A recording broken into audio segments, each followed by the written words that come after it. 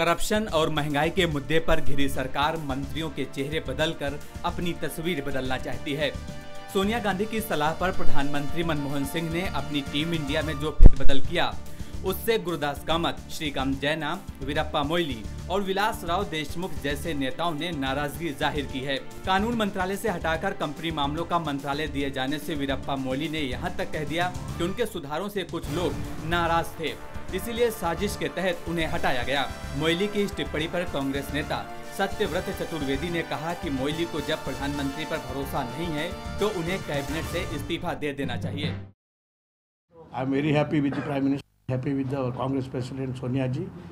Whatever they know that when they are interested in this job, they have something in mind. वहीं कांग्रेस आलाकमान की नाराजगी के बाद मुरली देवड़ा के सुर बदल गए हैं। वहीं गुरुदास कामत ने पेयजल और स्वच्छता मंत्रालय का प्रभार दिए जाने से नाराज होकर कैबिनेट से इस्तीफा दे दिया। कांग्रेस गुरुदास कामत के खिलाफ अनुशासनात्मक कार्रवाई कर सकती है, लेकिन हाईकमान की नाराजगी के बाद कामत ने सफाई देते हुए कहा कि उन्होंने प्रधानमंत्री और पार्टी अध्यक्ष सोनिया गांधी को पत्र लिखकर खुद को मंत्री पद से मुक्त करने का अनुरोध किया है। ऐसे में आशंका जताई जा रही है कि वो पार्टी से नाराज चल रहे हैं और उनका ये कदम इसी रूप में देखा जा रहा है। कैबिनेट रैंक न दिए जाने से उड़ीसा से आने वाले कांग्रेस के नेता श्रीकांत जैना भी नाराज हो गए हैं। हालांकि जैना को रसायन और उर्वरक राज्य मंत्री बनाया गया है, लेकिन वे कैबिनेट रैंक चाहते थे। कैबिनेट मंत्रालय में हुए फेरबदल को लेकर उड़ीसा के मुख्यमंत्री नवीन पटनायक ने भी नाराजगी जताई है।